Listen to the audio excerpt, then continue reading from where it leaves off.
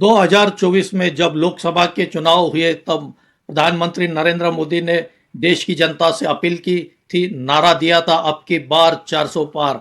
यानी भाजपा को, एनडीए को 400 से ज्यादा सीटें जिताने के लिए प्रधानमंत्री नरेंद्र मोदी ने अपील की थी। 2019 के लोकसभा चुनाव में भाजपा को 303 सीटें मिली थी, लेकिन जब 2024 के नतीजे आए तो भाजपा को 63 सीटें कम होकर 240 पर भाजपा सिमट गई।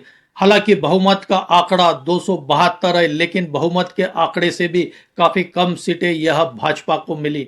उस समय विपक्ष ने एक नैरेटिव चलाया था पूरे चुनाव में कि अगर भाजपा को 400 से ज्यादा सीटें मिलती है तो भाजपा देश का कॉन्स्टिट्यूशन, देश की घटना यह बदल देंगी। ऐसा झूठा नैरेटिव विपक्ष चलाने में सफल रही थी और इसी वजह से भाजपा को 2024 के लोकसभा चुनाव में जबरदस्त झटका लगा। तभी से यह धारणा बनी हुई है कि प्रधानमंत्री नरेंद्र मोदी अपने बहुमत से खुश नहीं है और किसी तरह से प्रधानमंत्री नरेंद्र मोदी लोकसभा की मध्यावधि चुनाव लगा सकते हैं, चुनाव में जा सकते हैं, यह धारणा बनी हुई है। अभी 2 दिन पहले लोकसभा में नारी शक्ति वंदन अधिनियम, यह सरकार द्वारा लाया गया बिल नामंजूर कर दिया गया है।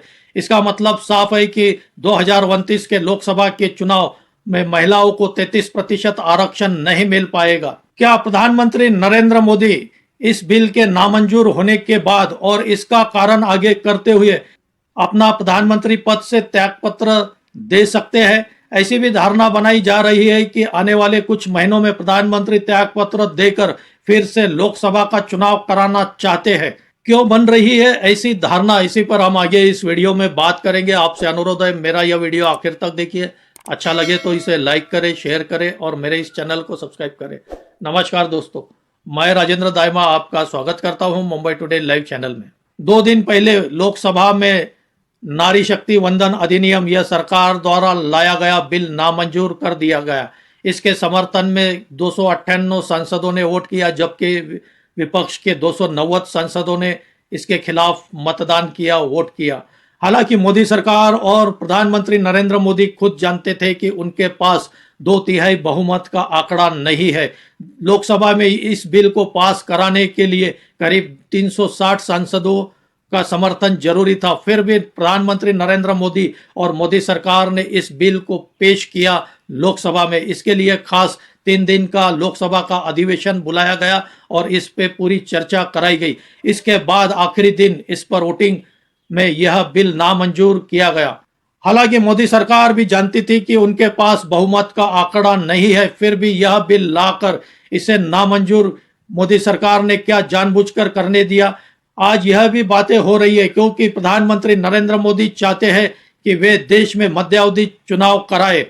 इसके लिए कुछ वजह तो चाहिए ना प्रधानमंत्री को त्यागपत्र देने के लिए। क्या प्रधानमंत्री नारी शक्ति वंदन बिल नामंजूर होने के वजह से अपना प्रधानमंत्री पद का त्यागपत्र दे सकते हैं? यह इसलिए भी चर्चा हो रही है क्योंकि बिल के नामंजूर होने के बाद अगले दिन ही प्रधानमंत्री नरेंद्र मोदी ने पूरे देश को संबोधित किया और अपने इस संबोधन में प्रधानमंत्री नरेंद्र मोदी ने पूरे विपक्ष पर जोरदार हमला किया, कांग्रेस पर बरसते हुए नजर आए और इस बिल के नामंजूर होने का पूरा ठिकरा, पूरा इल्जाम यह कांग्रेस पार्टी और पूरे विपक्ष पर मढ़ते हुए नजर आ रहे थे।